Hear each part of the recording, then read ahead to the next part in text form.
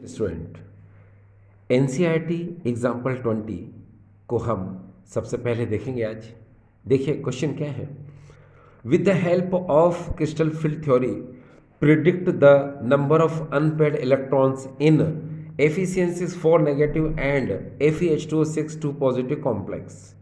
Dear students, ये जो question है, इस क्वेश्चन में efficiencies 4 negative and FeH2O6 2 positive ये जो कॉम्प्लेक्स है, इसमें हमको CFT के अकॉर्डिंग, क्रिस्टल फील्ड थ्योरी के अकॉर्डिंग, क्रिस्टल क्षेत्र सिद्धांत के according number of unpaired electron बताना है, अयुग्मित इलेक्ट्रॉनों की संख्या बताना है।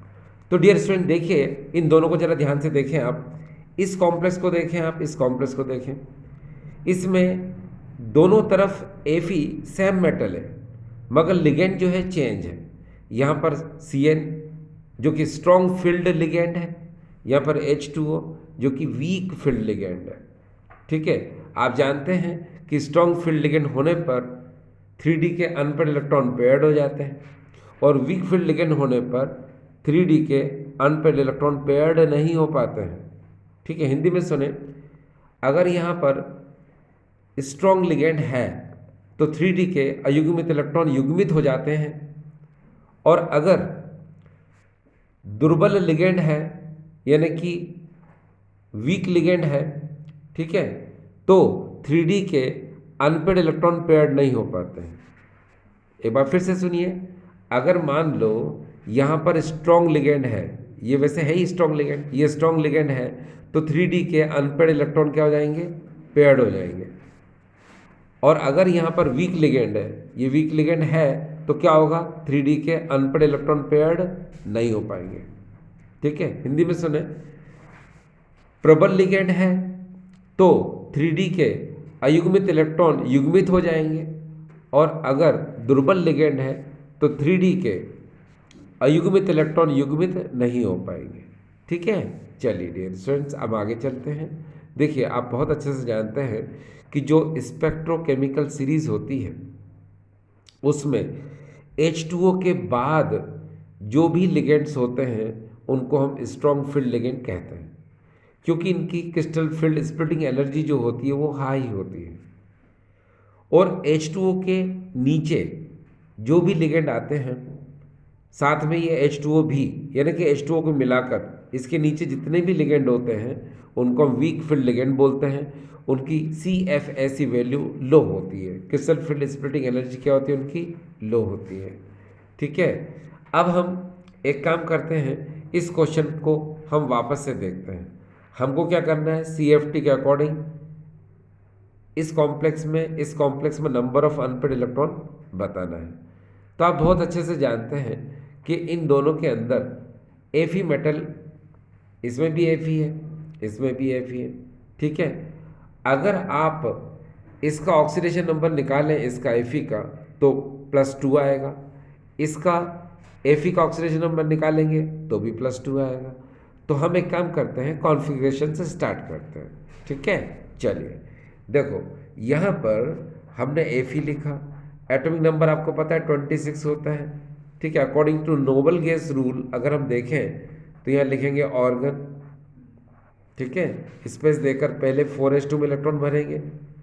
आपको पता है आर्गन का 18 होता है, तो 18O2 20। ठीक है, और 3D 6। ये हमने Fe का कॉन्फ़िगरेशन कर दिया। अब आपको पता है इसका ऑक्सीडेशन नंबर कितना है, 2+ है ना।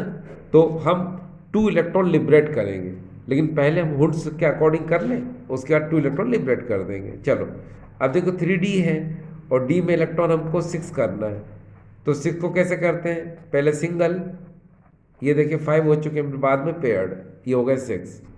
अब ये 4s है, 4s में हमने 2 इलेक्ट्रॉन इस तरह से कर दिए, ये देखिए। अब हमको क्या करना है, यहाँ पर आपको पता है ऑक्सीडेशन नंबर 2 आया था, तो 2 इलेक्ट्रॉन हमको हटाना है। तो हमने क्या किया, Fe2 पॉजिटिव कर दिया। तो यहाँ से 4s से इलेक्ट्रॉन क्या हो जाएंगे, निकल जाएंगे, क्योंकि आपको पता है हमेशा जो इलेक्ट्रॉन निकलते हैं वो आउटर मोस्ट शेल से निकलते हैं। ये आउटर मोस्ट शेल है और ये इनर शेल है। ठीक है, और जब आउटर मोस्ट शेल से निकल जाते हैं और इलेक्ट्रॉन निकालना पड़े तो फिर हम इनर्शियल से निकालते हैं, है ना। चलिए अब देखिए यहाँ पर 3D में इलेक्ट्रॉन कितने डियर, ये देखिए यहाँ पर 6 इलेक्ट्रॉन है, यानी जैसा ये है वैसा का वैसे ही, ये देखिए 1 2 3 4 5 एंड दैट इज 6। अब मैंने ये बताया था आपको कि दोनों ही कॉम्प्लेक्स में Fe2 पॉजिटिव Fe2 पॉजिटिव आएगा क्योंकि दोनों का ऑक्सीडेशन नंबर सेम है। अब हम यहाँ पर देखेंगे कि अगर हम इस कॉम्प्लेक्स को लेते हैं, ठीक है, तो क्या होगा, और इस कॉम्प्लेक्स को लेते हैं तो क्या होता है, ठीक है। तो CFT के according, crystal field theory, crystal छेद सिद्धांत के अकॉर्डिंग आपको पता है, आप बहुत अच्छे से जानते हैं कि अगर किसी कॉम्प्लेक्स कंपाउंड में, कॉम्प्लेक्स आयन में किसी एक मेटल के साथ अगर 6 लिगेंड अगर अटैच्ड हैं तो वो ऑक्टाहेड्रल कॉम्प्लेक्स बनाता है। किसी एक धातु के साथ अगर 6 लिगेंड जुड़े हुए हैं तो वो अष्टफल की संकुल का निर्माण करता है। तो ये भी ऑक्टाहेड्रल कॉम्प्लेक्स अष्टफल की संकुल बनाएगा और ये भी ऑक्टाहेड्रल कॉम्प्लेक्स अष्टफल की संकुल बनाएगा, ठीक है। तो चलो आपको पता है कि कैसे करना है ऑक्टाहेड्रल कॉम्प्लेक्स के लिए। तो हम क्या करते हैं, सबसे पहले आपको पता है T2G नीचे आता है, इसकी एनर्जी कम होती है और Eg की एनर्जी क्या होती है, ज़्यादा होती है। चलो तो पहले हम इस तरह से करते हैं, देखिए डायरेक्ट करना बता रहा हूँ मैं आपको। ये 3 हमने नीचे बनाए, ठीक है, और 2 हमने यहाँ पर ऊपर बना दिए इस तरह से, ठीक है। ये लिख देते हैं यहाँ पर, ये T2G है और डियर ये Eg है, ठीक है।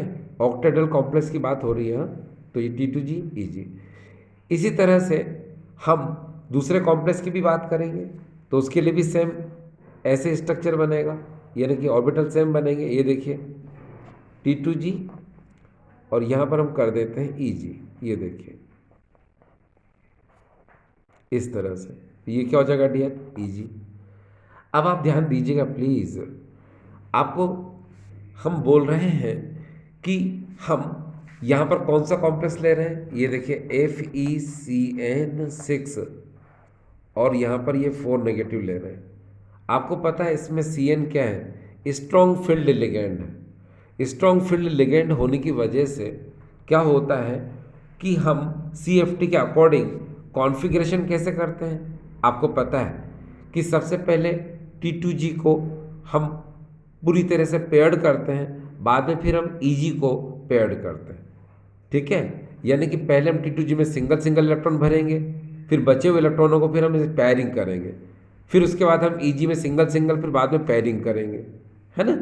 चलो तो देखो जरा यहाँ पर Fe में कितने इलेक्ट्रॉन थे, आपको पता है 6 इलेक्ट्रॉन थे। तो Cn लिगेंड होने की वजह से, क्योंकि स्ट्रॉन्ग फील्ड लिगेंड है, तो क्या करेंगे हम इन 6 इलेक्ट्रॉन को कैसे फिलअप करेंगे, देखिए 1 2 3 4 5 6, ये देखिए ये 6 हमारे कंप्लीट हो गए। क्योंकि स्ट्रॉन्ग लिगेंड होने की वजह से हम क्या करते हैं, पहले यहाँ पर 1 1 1 फिर पेयर्ड, फिर 1 1 फिर पेयर्ड करते हैं, लेकिन हमारे पास 6 थे तो 6 तो यहीं भर गए।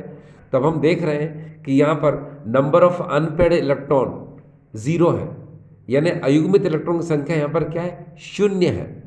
अगर हम यही चीज़ अगर हम इस कॉम्प्लेक्स के साथ करें FeH2O 6, ये देखिए 2 पॉजिटिव इसके साथ करते हैं तो आपको पता है ये वीक फील्ड लिगेंड है। और वीक फील्ड लिगेंड में कॉन्फ़िगरेशन कैसे करते हैं, आपको पता है पहले 1 1 1 फिर Eg में भी 1 1 फिर बाद में T2G को पेयर करते हैं, ठीक है।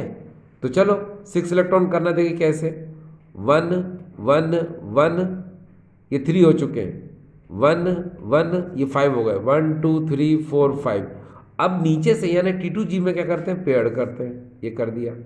अब आप ध्यान से देखिए कितने अनपेयर्ड इलेक्ट्रॉन है, 1 2 3 4, तो इसके पास कितने अनपेयर्ड हैं, 4। तो इस कॉम्प्लेक्स में हम लिख सकते हैं कि 4 अनपेयर्ड इलेक्ट्रॉन है, ये देखिए अनपेयर्ड इलेक्ट्रॉन है, ठीक है। और यहाँ पर क्या है, इस कॉम्प्लेक्स में 0 अनपेयर्ड इलेक्ट्रॉन है, 0 अनपेयर्ड इलेक्ट्रॉन है, ये देखिए इसमें अयुग्मित इलेक्ट्रॉन की संख्या 0 है और इसमें अयुग्मित इलेक्ट्रॉन कितने हैं, 4 हैं। तो ये डियर आपको पता चल गया, ठीक है, कि किस तरह से कॉन्फ़िगरेशन करते हैं। आप ध्यान रखना कि स्ट्रॉन्ग लिगेंड जब भी होता है तो सबसे पहले हम T2G को पूरी तरह से पेयर्ड करते हैं, बाद में हम EG की तरफ जाते हैं। लेकिन अगर वीक लिगेंड हो, वीक फील्ड लिगेंड हो, तो पहले हम क्या करते हैं, सिंगली T2G में भरेंगे और EG में भरेंगे। जब EG में भी सिंगल सिंगल हो जाएंगे तो बाद में T2G को पेयर्ड करते हैं। ठीक डियर, चलिए आपको और अच्छे से समझ में आ जाएगा नेक्स्ट एग्जाम्पल में, जब आपको अच्छा लगेगा। चलिए देखिए, हम शुरुआत करते हैं नेक्स्ट क्वेश्चन के साथ। देखिए, अगर हम यहाँ पर अगले क्वेश्चन को देखें, ये देखिए क्वेश्चन हमारे पास, इस क्वेश्चन को देखिए। With the help of crystal field theory calculate the number of unpaired electrons in octahedral complex of Fe3 positive in the presence of weak field ligand और number second strong field ligand. अब देखिए, इसने पहले से हमको Fe3 positive ion तो दे दिया और ये भी कह दिया कि ऑक्टेडल कॉम्प्लेक्स है। ऑक्टेडल कॉम्प्लेक्स का मतलब आपको पता है कि इस Fe के साथ 6 लिगेंड अटैच्ड हैं, तभी बात ऑक्टेडल कॉम्प्लेक्स की होती है। अगर 4 लिगेंड अटैच्ड होते तो टेट्राहेड्रल कॉम्प्लेक्स की बात होती है ना। हिंदी में सुने, अगर इस Fe के साथ 6 लिगेंड अटैच्ड है तो ये अष्टफल की संकुल की बात हो रही है, और अगर 4 लिगेंड इससे जुड़े हुए होते तो ये चतुष्फल की संकुल की बात करता है ना। तो चलिए देखिए, यहाँ पर आपको मैं पहले थोड़ा समझा दूँ। देखिए, जब भी 4 लिगेंड किसी सेंट्रल मेटल आयन से लिंक होता है तो वो टेट्राहेड्रल कॉम्प्लेक्स बनाता है। अगर किसी संकुल यौगिक में 4 लिगेंड किसी केंद्रीय धातु आयन से संलग्न होते हैं तो वो चतुष्फल की संकुल का निर्माण करता है।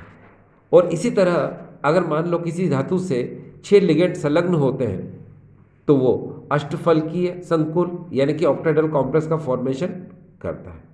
ठीक है, तो डियर ये तो आप जानते ही हैं कि कब टेट्राहेड्रल कॉम्प्लेक्स के लिए शेप बनाना होता है और कब ऑक्टाहेड्रल कॉम्प्लेक्स के लिए कौन सा शेप बनाना होता है, ये आप जानते होंगे। ठीक है, तो चलिए अब हम बात करेंगे ऑक्टाहेड्रल कॉम्प्लेक्स की। ठीक है, चलिए हम बना लेते हैं। ऑक्टाहेड्रल कॉम्प्लेक्स के लिए क्या होगा आपको पता है, ये देखिए मैं दोनों ही समझाऊंगा आपको, एक तब जब स्ट्रॉन्ग फील्ड लिगेंड हो और एक तब जब वीक फील्ड लिगेंड हो। तो देख लीजिए, पहले मैंने यहाँ पर ये T2G इस तरह से और यहाँ पर मैंने कर दिया EG। ये देखिए, ये EG हो गया। एक और अगर हम इसको स्ट्रॉन्ग फील्ड लिगेंड के लिए ले रहे हैं तो अब हम वीक फील्ड लिगेंड के लिए ले लेते हैं। ये देखिए इस तरह से, ये T2G और यहाँ पर हम इस तरह से EG कर देते हैं, ये कर दिया। ठीक है, इससे पहला भी जो क्वेश्चन पढ़ा था हमने बिल्कुल टोटल ऐसा ही था, इसलिए अगर वहाँ समझ में कुछ नहीं आया तो यहाँ काफ़ी हद तक क्लियर हो जाएगा। ठीक डियर स्टूडेंट्स, अब देखिए यहाँ पर क्या है, आप बहुत अच्छे से जानते हैं कि ये T2G की लोअर एनर्जी होती है, EG की हायर एनर्जी होती है। यहाँ पर भी T2G की लोअर एनर्जी और हायर एनर्जी। ये ऑक्टाहेड्रल कॉम्प्लेक्स में ऐसा ही शेप बनता है। अगर टेट्राहेड्रल होता तो EG नीचे बनता और T2G ऊपर बनता, बस ये डिफरेंस है। चलिए अब देखिए, हम यहाँ जो Fe3 पॉजिटिव है पहले इसको सेट कर लेते हैं। ठीक है, देखो कैसे सेट करते हैं। आपको पता है Fe का एटॉमिक नंबर कितना है, 26।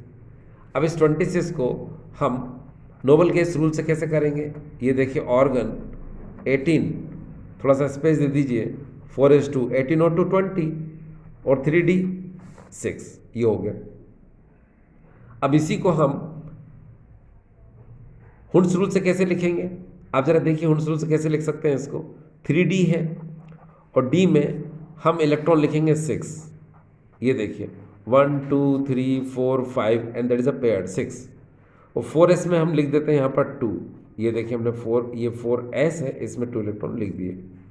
अब जरा ध्यान से देखिए, यहाँ पर क्या है, Fe3 पॉजिटिव यानी 3 इलेक्ट्रॉन हमको निकालना है। तो याद रखना 2 इलेक्ट्रॉन यहाँ से निकलेंगे और एक जो लास्ट में आपने फिलअप किया था ये वाला निकलेगा। देखो 2 एंड दैट इज अ 1, ये 3 क्या हो जाएंगे, यहाँ से निकल जाएंगे, है ना। तो अब देखिए यहाँ पर क्या होगा, Fe3 पॉजिटिव में अब अगर आप 3D में इलेक्ट्रॉन देखें तो डियर कितने मिलेंगे आपको? 5।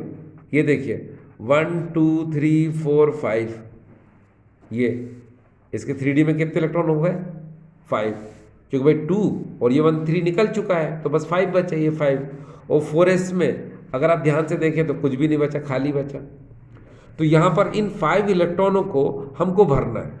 दो कंडीशन हमको दी हुई है, एक वीक फील्ड लिगेंड हो तब और एक स्ट्रॉन्ग फील्ड लिगेंड हो तब, यानी कि इन 5 इलेक्ट्रॉनों को इस कंडीशन को ओबे कराना है और इस कंडीशन को ओबे कराना है।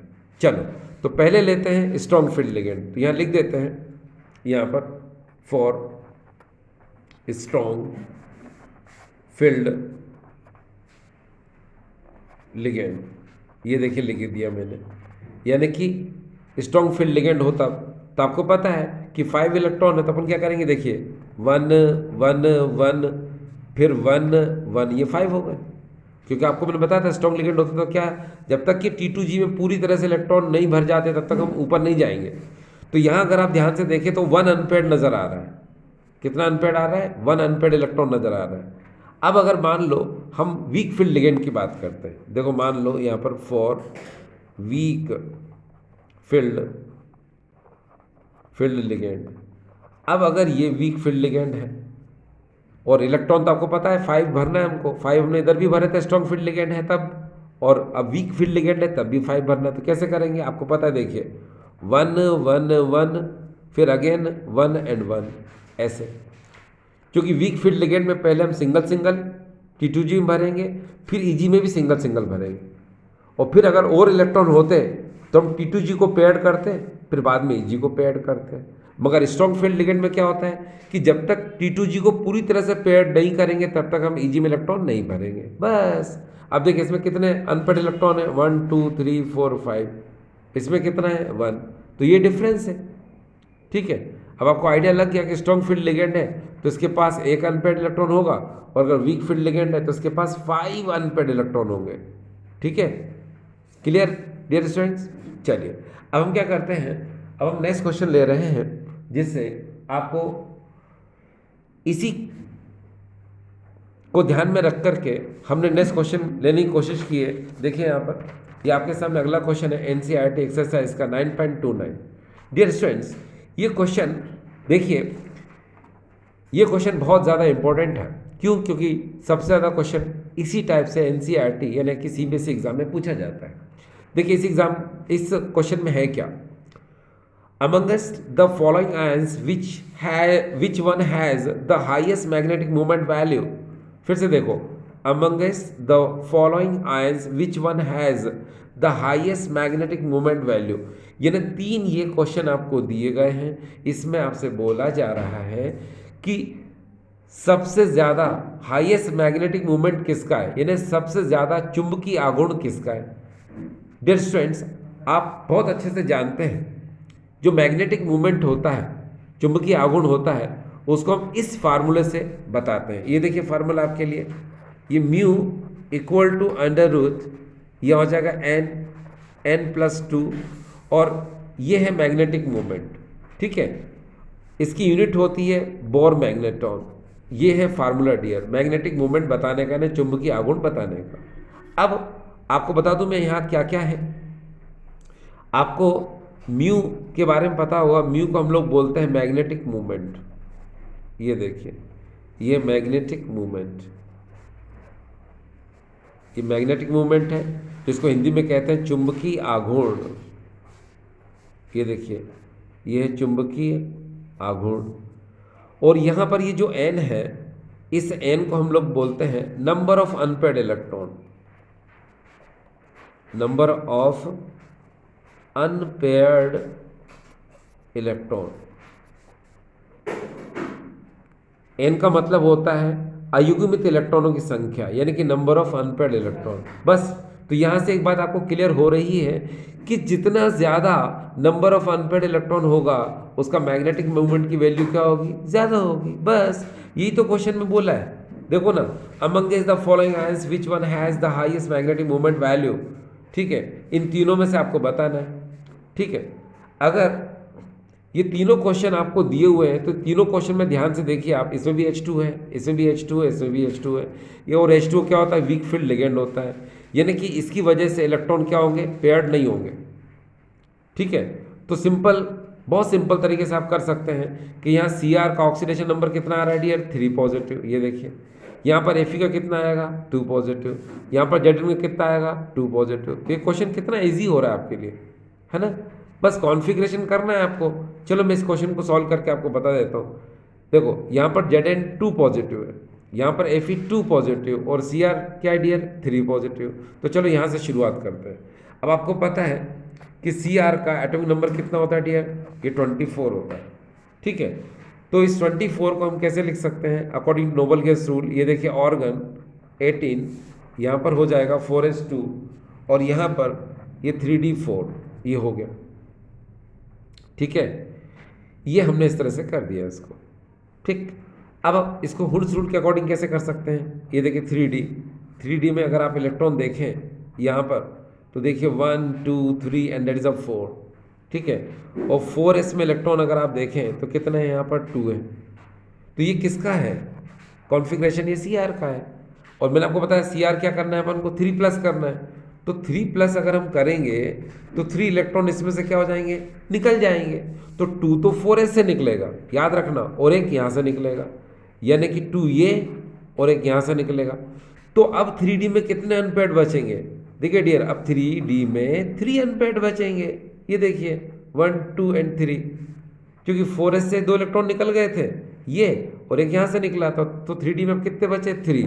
तो ये नज़र आ रहा है आपको कि 3 अनपेयर्ड इलेक्ट्रॉन है। ठीक है, यहाँ लिख देता हूँ मैं, अनपेयर्ड इलेक्ट्रॉन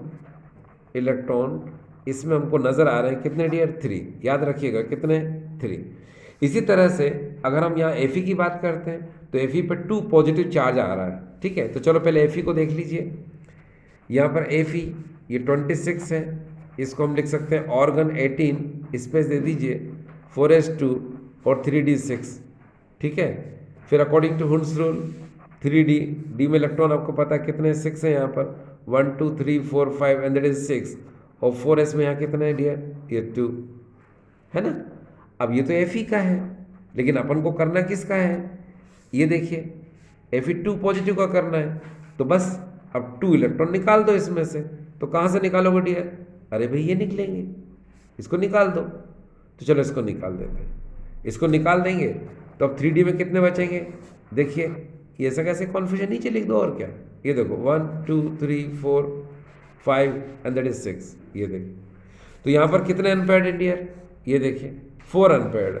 तो यहाँ पर आप लिख सकते हो क्या, अनपेयर्ड इलेक्ट्रॉन इसमें कितने होगा डियर, ये देखिए 4 लिख दिया मैंने। ठीक, अब हम आखिरी बचा है हमारे लिए, और ये यहाँ देखिए, यहाँ पर Zn H2O6 2 पॉजिटिव। तो Zn को देखिए मैं इधर सॉल्व कर देता हूँ। यहाँ देखिए Zn का एटॉमिक नंबर कितना होता है डियर, 30 होता है, आप जानते हो। और 30 को कैसे लिख सकते हैं, यहाँ पर देखिए ऑर्गन 18, थोड़ा सा स्पेस दे दीजिए, क्योंकि पहले इलेक्ट्रॉन 4s में भरते हैं, बाद में 3D में। तो 18O2 20 और 3D 10, कितना हो गया डियर, 30। अब इसको हम हुड्स रूल के अकॉर्डिंग लिखेंगे तो 3D में ये देखिए 10 इलेक्ट्रॉन भरना है हमको, और 4s में यहाँ देखिए 2, तो 2 को हमने डायरेक्ट ऐसे भर दिया। अब D में 10 है, तो देखो पहले 1 2 3 4 5 6 7 8 9 और ये 10, ये होगा 10। यानी इसमें सब के सब पेयर्ड है, इधर भी पेयर्ड है। अब लेकिन इधर जरा ध्यान से देखो, Zn पे चार्ज क्या है, 2 प्लस, यानी 2 इलेक्ट्रॉन निकालना है। तो 2 इलेक्ट्रॉन कहाँ के, यही निकलेंगे बस, इसको तो हमने कुछ किया ही नहीं ना। तो यहाँ पर हमने लिखा Zn 2 प्लस, और बाकी 3D के सारे इलेक्ट्रॉन हम लिख देते हैं। ये देखिए 1 2 3 4 5 6 7 8 9 10। तो आप देख रहे हैं तो सब पेयर्ड है, अनपेयर्ड तो है ही नहीं। तो यहाँ पर हम क्या लिखेंगे, यहाँ पर लिखेंगे हम 0 अनपेयर्ड इलेक्ट्रॉन। ये देखिए अनपेयर्ड इलेक्ट्रॉन। तो यहाँ आपने क्या देखा, इसका तो 0 आया डियर, ये देखिए 0। इसमें Fe2 प्लस का कितना है, 4, और यहाँ पर से कितना है Cr का, 3 आया, तो सबसे ज़्यादा किसका आया डियर? सबसे ज़्यादा तो इसका आया ना 4, है ना? तो इसका क्या होगा? मैग्नेटिक मूवमेंट सबसे ज़्यादा होगा। किसका? इसका। इसका मैग्नेटिक मूवमेंट क्या होगा डियर? सबसे ज़्यादा होगा। ठीक है, देखा आपने, इस क्वेश्चन को आपने कर लिया। ठीक।